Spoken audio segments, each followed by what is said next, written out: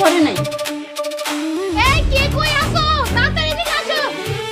আরে ওই যে গোয়াল ঘরের থেকে আওয়াজ হইতাছে। চলো সবাই গোয়াল ঘরে যাই। হ্যাঁ চলেন চলেন। আসসালামু আলাইকুম দর্শক, আশা করি সবাই ভালো আছেন। আজকে আমরা নিয়ে এসেছি জনপ্রিয় ধারাবাহিক নাটক শতর মৃত্যু নেই এর ৩২তম পর্বের একদম নতুন ও এক্সক্লুসিভ পূর্বাভাস। গত পর্বের শকিং ঘটনাগুলোর পর গল্প এখন আরও ভয়ঙ্কর মরে যেতে চলেছে। নতুন পর্বের শুরুতেই আমরা দেখতে পাব এক উত্তেজনাপূর্ণ পরিবেশ। সকালবেলা বাড়ির উঠানে আলাউদ্দিন সাহেব রাগে পায়চারি করছেন। অন্যদিকে জহিরের মা চিৎকার করে কাঁদতে কাঁদতে বলছে, আমার গোয়াল খালি, দিনের আলোতে গরু চুরি হইছে। গ্রামের লোকজনও জড়ো হয়ে যায়। পরিস্থিতি একদম উত্তপ্ত হয়ে ওঠে, আর সন্দেহের তীর সোজা গিয়ে পড়ে আমিনা আর সালাউদ্দিনের উপর। ঠিক তখনই একটা অটোরিকশা এসে থামে বাড়ির সামনে। আমিনা, অসুস্থ সালাউদ্দিন আর সাগরকে নিয়ে নেমে আসে। সালাউদ্দিন তখনও দুর্বল, প্রায় অচেতন, কিন্তু তাদের দেখেই জহিরের মা তেড়ে আসে। গরু কই, কার কাছে বিক্রি করছস? আমিনা হতভম্ব।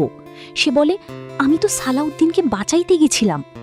কিন্তু কেউ তার কথা শুনতে চায় না, বরং সন্দেহ আরও বাড়তে থাকে।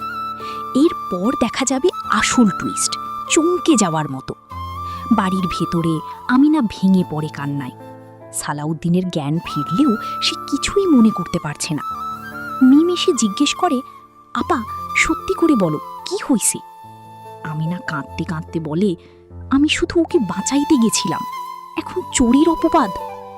এই দৃশ্যটা সত্যি অনেক ইমোশনাল হতে যাচ্ছে বন্ধুরা।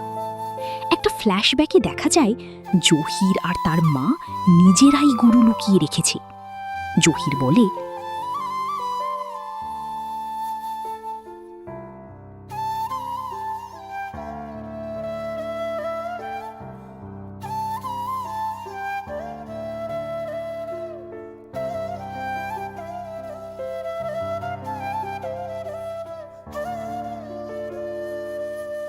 এরপর শুরু হবে গ্রামের বিচার বসানোর প্রস্তুতি।